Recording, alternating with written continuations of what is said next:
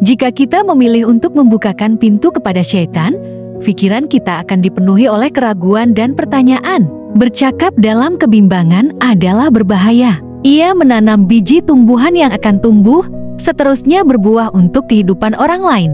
Mustahil dapat menghalang pengaruh perkataan kita. Kita boleh memalingkan diri daripada masa keraguan dan daripada pimpinan syaitan. Tetapi orang lain yang mendengar dan percayakan kita tidak dapat melupakan perkataan kita. Alangkah penting kita berbicara hanya mengenai perkara yang dapat memberikan kekuatan rohani dan kehidupan.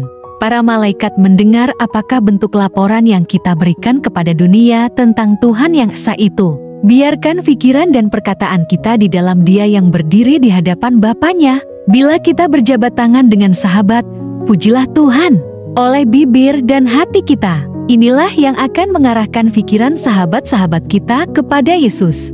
Setiap orang mempunyai ujian-ujian, kesulitan-kesulitan yang berat dipikul, godaan-godaan yang susah dilawan. Janganlah utarakan kesulitan-kesulitanmu di hadapan sesama manusia yang fana, melainkan bawalah segala sesuatu kepada Tuhan di dalam doa. Buatlah satu peraturan untuk tidak pernah mengucapkan sepatah kata yang meragukan dan mengecewakan. Banyak yang kita boleh lakukan untuk menerangi kehidupan orang lain. Perkataan kita yang penuh harapan dan penghiburan yang suci akan menjadikan mereka lebih kuat. Syaitan menggoda sesiapa sahaja untuk melakukan kesalahan terhadap ramai orang yang berani sehingga hampir pitam di dalam peperangan dengan kuasa kejahatan. Kita tidak sepatutnya menjadikan hidup orang begini lebih sukar. Sebaliknya, kita berikan mereka penghiburan dan keberanian, pengharapan yang akan membantu sepanjang perjalanan mereka. Demikianlah cahaya Kristus terpancar dari kita. Tiada seorang pun di antara kita yang hidup bagi dirinya sendiri. Roma 14 ayat 7. Kita boleh menolong orang lain dengan perkataan dan perlakuan kita tanpa menyadarinya. Atau kita boleh menyebabkan orang lain hilang harapan dan memalingkan diri daripada Kristus dan kebenaran. Ramai yang mempunyai pandangan yang salah mengenai kehidupan dan sifat Kristus. Mereka tidak berpikir bahwa Dia suka bersahabat dan selalu gembira. Mereka pikir Dia dingin, kejam dan tanpa kegembiraan. Mereka membiarkan idea seperti ini menggelapkan kehidupan mereka. Sering dikatakan bahwa Yesus mengalirkan air mata, tetapi hampir tidak pernah Ia dikenal tersenyum. Memang juru selamat kita selalu bersedih.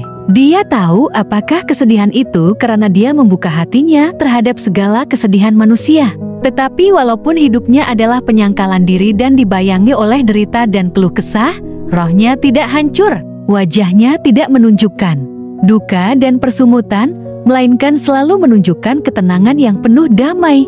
Hatinya adalah pancaran air hidup, dan kemanapun Dia pergi, Dia membawa damai sentosa, kegembiraan dan kesukaan. Juru selamat kita amat bersungguh-sungguh dan tekun benar, namun tidak pernah berwajah murung atau masam. Kehidupan orang-orang yang meniru Dia akan penuh dengan tujuan yang sungguh-sungguh. Mereka akan mempunyai satu perasaan tanggung jawab pribadi yang dalam. Tiada lagi kesia-siaan, tiada lagi kesukaan yang riuh suasananya, tiada penghinaan yang kasar. Kepercayaan Yesus akan memberi mereka keamanan yang akan mengalir seperti sungai.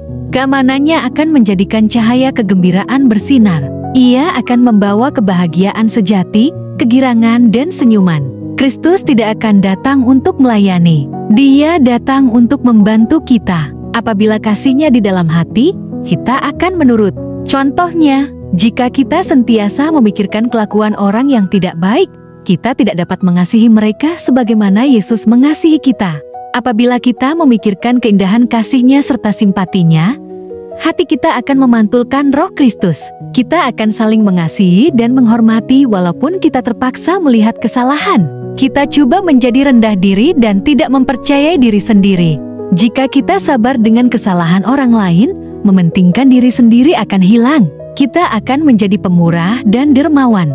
Daud menulis, "Percayalah pada Tuhan dan buatlah perkara yang baik. Tinggallah di negeri ini dan kamu akan selamat." Mazmur 37 ayat 3. Percayalah kepada Tuhan. Setiap hari mempunyai kekhawatiran dan tanggungan.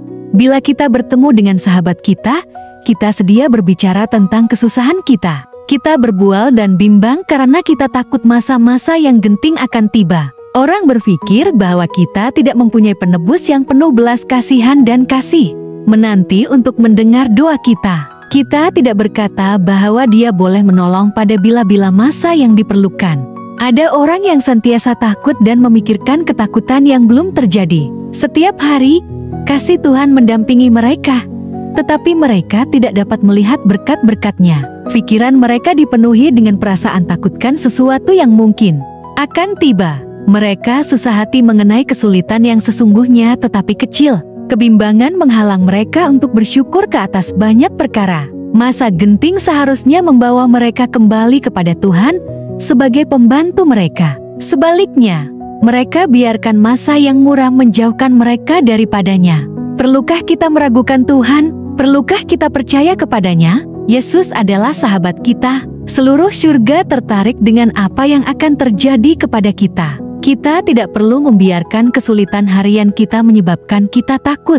Jika kita berbuat demikian, kita selalu mempunyai sesuatu yang menyebabkan kita tidak gembira. Kebimbangan tidak membantu kita untuk menanggung segala pencobaan. Mungkin kita bimbang tentang perniagaan kita. Masa yang akan datang nampaknya bertambah gelap. Kita merasa takut tentang apa yang ada pada kita akan hilang. Kita tidak perlu berputus asa. Biarlah dengan riangnya kita letakkan beban diri kita kepada Tuhan. Kita boleh meminta Tuhan agar menunjukkan jalan bagaimana menjalankan perniagaan dan berdoa agar tidak akan bersedih karena kehilangannya. Kita mesti lakukan semua yang kita boleh lakukan sehingga akhirnya mendapat hasil yang terbaik.